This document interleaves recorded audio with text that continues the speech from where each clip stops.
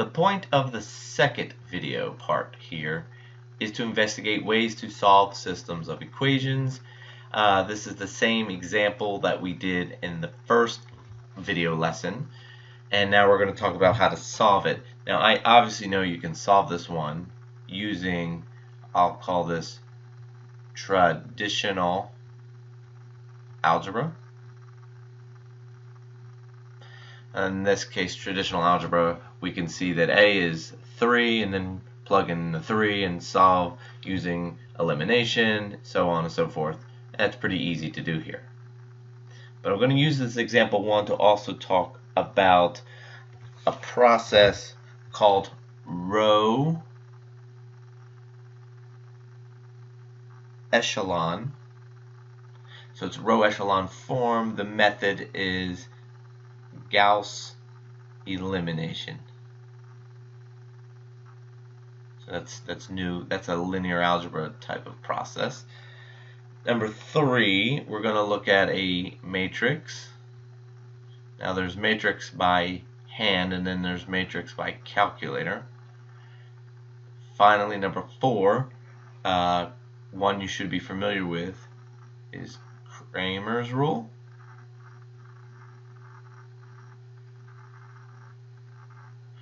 Kramer's rule deals with determinants.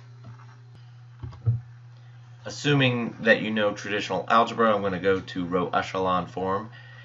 What we're going to do here is look at the coefficients. Here the coefficients for A is 1, coefficient for B is 1, coefficient for C is 1, and that equals 4. Then we have 2, -1, 3, 13, and then we have -3, 0 for the B, 0 for the C, and -9. The ultimate goal in this is to have something that looks like this: 1, 0, 0 going down, 0, 1, 0, 0, 0, 1, and then you have new values here, and these new values will be your solutions to A, B, and C respectively. Now, to do this, actually, I'm going to make this be the first line. So I have -3, 0, 0, -9, and then I'm going to continue with 1, 1, 1, 4, and then finally 2, -1, 3, 13. The reason for that is when you have your zeros already, you don't want to translate them into any value other than 0. So in effort for me to get a 1, 0, 0 somewhere here, I need to put this line first. Now to get this -3 to be a 1, I divide by -3. And that leaves me with 1, 0, 0, dividing the -9 by -3 gives me a 3. Continue as follows. Okay, we're ready for the next step. The next step, once I have this 1 fixed, the next step is to get these values here beneath that 1 to become a 0. So what do I need to do here? In order to make this 0, I'm going to multiply this value in this row by -1 and add it to the second row. So I have the 1, 0, 0, 3. Now if I take this times -1 and add it to the second row, I get a 0. And I will continue that process.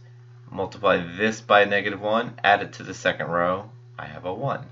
Take this by -1, add it to the second row, I still have a 1. Take this by -1, add it to the second row, and that turns out to be 1 also, because -3 plus a 4 is a +1. Okay, now I'm going to skip to here. So if I multiply the top row by -2 and add it to the bottom row, I'm going to get a 0, which is what I wanted. Then I'm going to get a -1, I'm going to get a 3, and then I'm going to take this number here by -2 and add it to the 13, and that's going to give me a 7. A 7. Good news is, on the second line, 0, 1, 1, 1, the second row that is, this value is already a 1, so I'm in good shape. And this value above it is already a 0, so I'm in good shape. So the manipulation that needs to occur is taking and getting this -1 here to become a 0. So how do I do that? Well, if I take the second row, multiply it by a 1, and add it to the third row, then I'm going to get a 0. 1 times a 1 is 1. Add it to the second row, I get that 0 that I need. And then the 1 plus a 3 is going to give me a 4. And then the 1 plus a 7 is going to give me an 8. So we're in real good shape here. So you see that we've got to make this 4 a 1. So let me rewrite what we have. 1, 0, 0, 3, 0, 1, 1, 1. Now I want to make this row such that I have a 1 in this position. So I'm going to divide every element by a 4. 0, 0, 1, and 2. So we're not done yet, because this is successfully a 1, but I need all other entries in that column to be a 0. So 0, 0, 1 with a 2. So what do I need to do to this row, and then adding it or subtracting it to the second so that I eliminate the 1? Hopefully you see it's multiply the third row by -1, add it to the second row. That'll give me a 0. 0 times a -1 gives me the plus the 1 gives me 1. 1 times a -1 added to this value is going to give me that 0. A -1 times the 2 will give me a -2. Add it to the 1, and that gives me a -1. No manipulation is needed for the first row because we already have a 0 in this entry here. And there we have it. We have the values A, B, and C.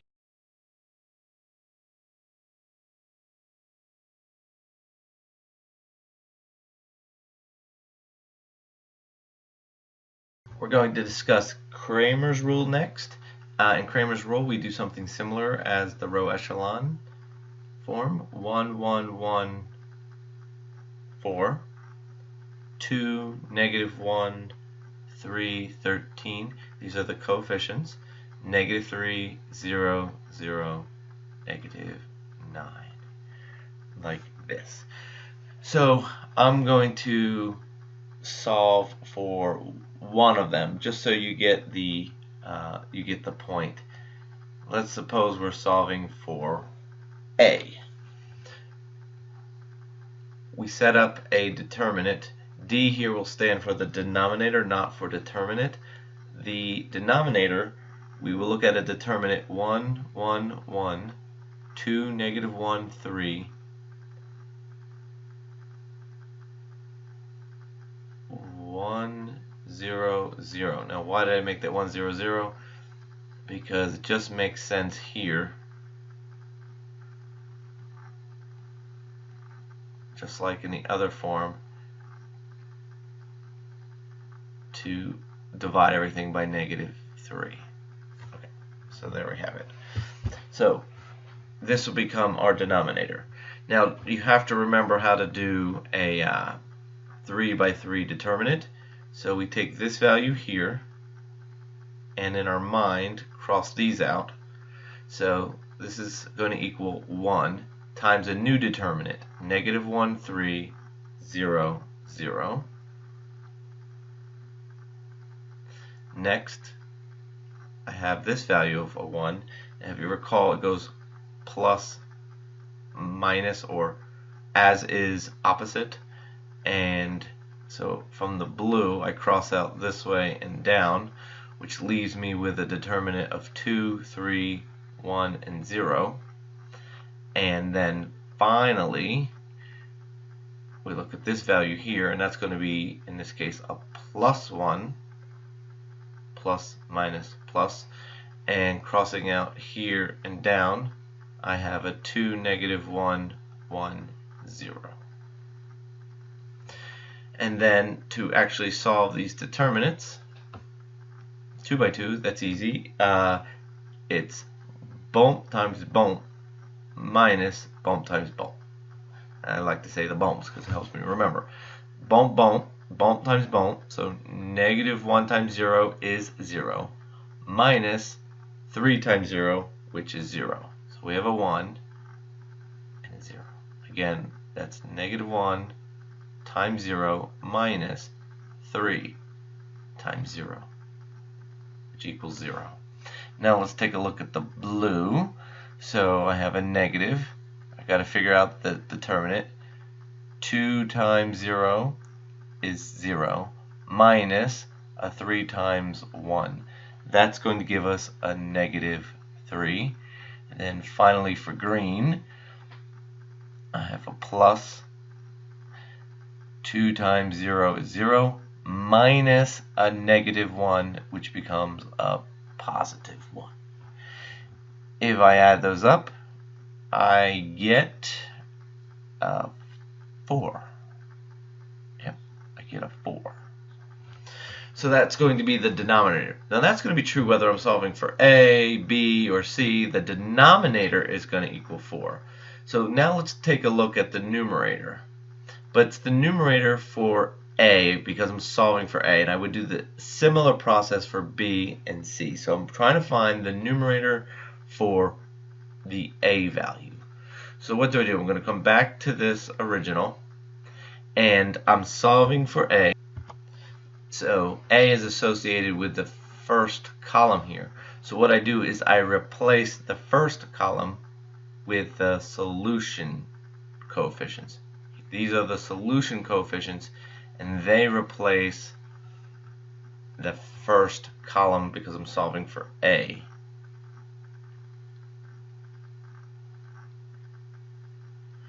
And now I have a new 3 by 3 determinant. So I have 4 times negative 1, 3, 0, 0 determinant minus 1 times 13, 3, 3, 0. Now I'm fouling this up because this should be, no, not. This is good. Finally, plus 1, 13, 3, 3. Oh, crud. Now I messed it up. This is 13. This is a negative 1. This is a 3. And this would again be 0. There we go. Okay, so now we have 4. We'll do our bump times bump. 0 minus 0 minus 1. 0 minus 9 is negative 9. Plus 1 times 0 minus a negative 3, which becomes positive 3. Add those together and you get a 12. Alright, so I'm going to sneak this in somewhere. So for the value of A, it's going to be the numerator for A over the denominator, which is going to be 12 over 4, which equals 3. And that would successfully solve for A. You would do a similar process for B and C, except you would over here replace the solution with B and then the solution with C, finding the 3 by 3 determinant there. We're now going to look at a matrix method. So if we had some matrix A, not to be confused with the value of A, but some matrix A times some matrix X is going to equal some matrix B. the solution to this would be matrix X is equal to the inverse of matrix A times matrix B. Okay, so what are all these? Matrix A is going to be our coefficients of the values 1, 1, 1, 2, -1, 3, and I'm going to again use the 1, 0, 0 instead of the 3, 0, 0. -9, 1, 0, 0, 3. So that's matrix A. Matrix X would be a matrix of the variables we would want solved. So A, B, and C. And then matrix B is a matrix of the solutions. 4, 13, -9.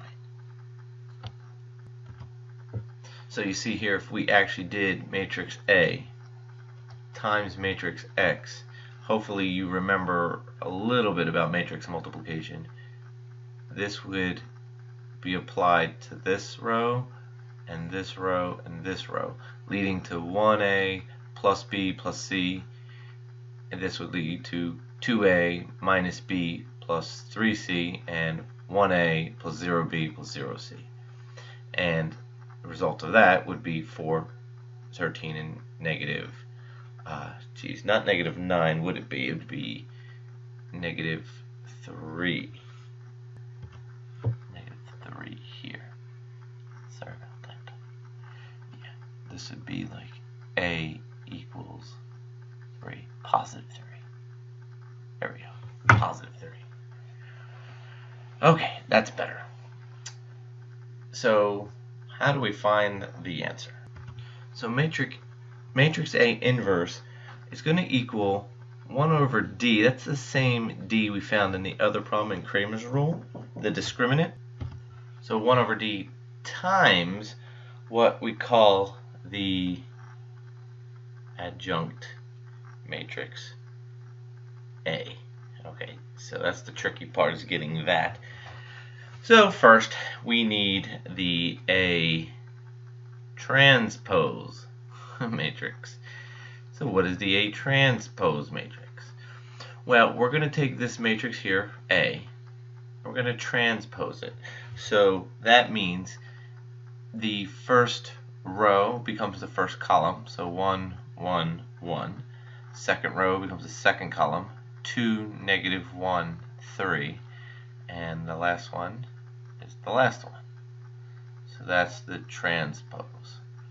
So now the next process, which is similar to the 3x3 determinants, for every single value, for every single entry on this 3x3 matrix, we're going to take that number, I'll do the first one, 1, times, again we do this whole cross out business, times the determinant here. But the end result is going to go positive, negative, positive, which is actually not correct. It's keep, change, keep.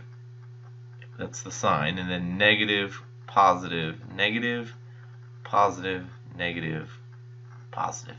Again, it's better known as keep, change, keep, change, keep, change, keep, change, keep. And that's the signs. So let's take a look at the adjunct matrix, which is the result of doing all that business, the adjunct of A. So the first entry will be keep. And what are we keeping? 1 times 0 times 0, which gives us a 0. Next, 2 times 1 times 0, 0 times 1, which is 0. Change it, but it's still 0. This entry here would be a 1 times 1 times 3, minus 1 times, this is getting messy, so 3 minus a minus 1, which is a 4. And we're going to keep the sign of that. So hopefully that didn't get too messy here and you follow. For this entry, this will be the last one, and then I'll dot dot dot it. It's going to be 1 times, now if I cross out, then I have a 2 times 0, and a minus a 3 times a 1. So that's going to be 1 times a negative 3, but I have to change the sign to positive 3, and then that process will continue on and on and on. So the final adjunct matrix is going to look like this. And switch to black. Oops. There it goes, adjunct matrix. So the discriminant, which we already found to be 1 over 4, because the discriminant D is 4, times the adjunct matrix, which is 0, 0, 4, 3, negative 1, negative 1, 1, 1, negative 3. That comes out to be the following matrix, the inverse matrix, which is 0, 0, 1, 3/4, negative 1/4, negative 1/4, 1/4, 1/4, negative 3/4. That's simply multiplying the 1/4 to all the elements in the matrix. So, easy as that, right? So, matrix X, sorry, let me scroll down here a bit. So, matrix X is going to equal the inverse of A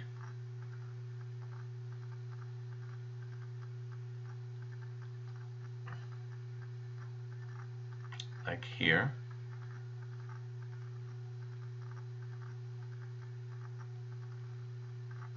times the, so what I call, I don't know what I call it, 4, 13, positive 3. I'm glad I caught that in the beginning. And matrix X is the thing we're looking for. That is the final answer. Do you remember this matrix multiplication? It's actually not critical. I don't know that this method is the one we will employ, but it's still good to know it. So we take this column and we multiply it to these terms, and that result will give us 4 times 0, 13 times 0, plus 3 times 1. So 4 times 0 plus 13 times 0 plus 3 times 1, which gives us a 3. Okay, next, we pick up and multiply to that. So we pick up this and multiply it.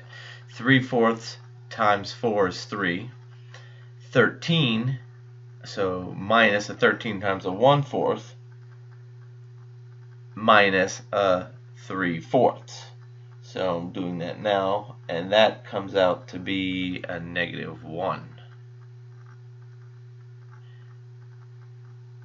Lastly, let's see, pick up, lay it down and multiply and add corresponding, and that's going to come out to be 2. And that's our answer. So matrix X, which is matrix of unknowns A, B, and C, equals 3, negative 1, and 2. Again, the same solution we found. We will finish this video with a big old row echelon of example 3. Actually, I lied. Let's do this one together, and then we'll finish with a nasty one, which is kind of fun. Anyway, let's do it. So we're going to do row echelon. This is the one that I'm holding you responsible for knowing, so let's see if we can't do this. So first off, we have 1, 2, 0 for the C, and 1. That's representative of that first line. The second one would be 0, negative 1, 2, negative 1, and finally 4, 0, negative 1, negative 21. So let's see if you can remember how this works. Here's a 1. It's already a 1, so that's desirable. We have to make this 0, and it already is, so I'm pretty happy about that. So I have to make this, I'm going to affect this row because I have to make this a 0. So I'm going to multiply my top row by -4, add it to the third row, 0. By -4, add it, -8. Times -4, add it, times -4, add it.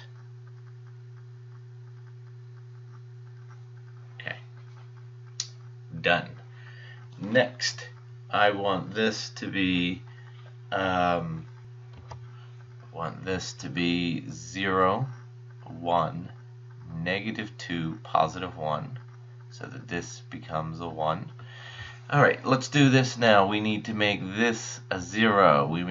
So I'm going to multiply this by a -2 and times it to the first. This times -2 to that. This times a -2 to the 2. This times a -2, which is a 4, to that is a 4. That becomes a -1. Okay, so what do I have to do here? I have to multiply this row, if you can see my cursor, this by 8, add it to the third, by 8, add it to the third, by 8, add it to the third, by 8, add it to the third. Okie dokie.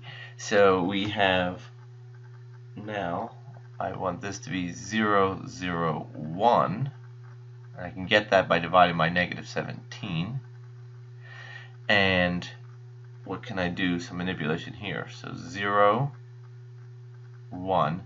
So if I multiply by a -2 and add it, by a -2 and add it.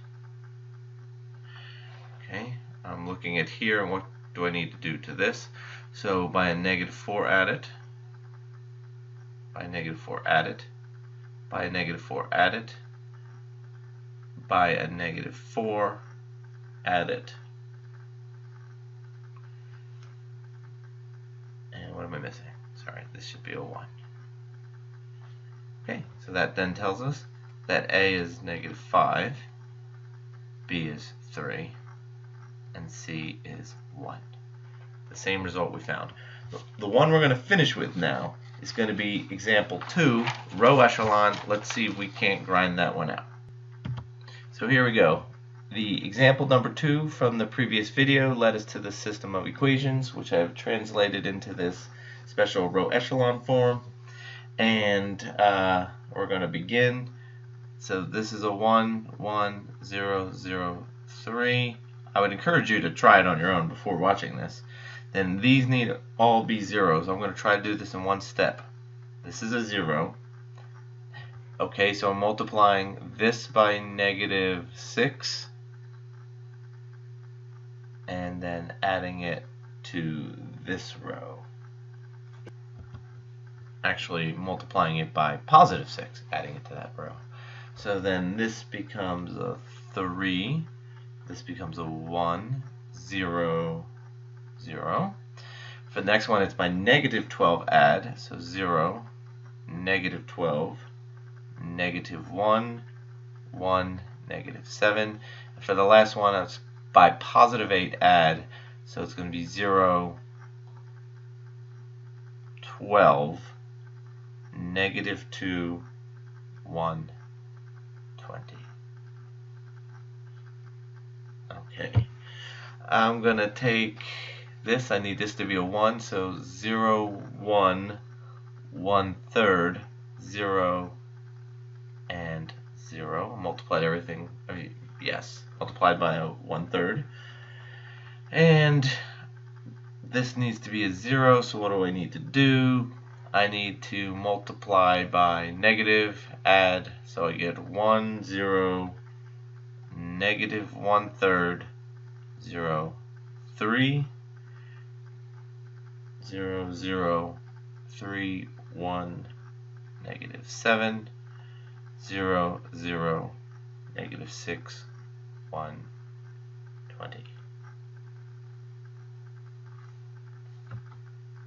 Okay, so moving along, I'm going to start just writing down some results of this. So I just turned this 3 into a 1, and that's all I did in this step. Next, I made my manipulations in order to get this echelon form, and then I'm going to write the next one now. You might want to press pause. Here we simplified for 1, and then second just divided by 3. And the last step here, we got rid of all these values, turning them into zeros using the method described in the video, and we have found our solution. A is 2, B is 1, C is negative 3, and D is 2, which would finalize the decomposition, which is the big picture here. The thing we really want to do is be able to decompose larger fractions.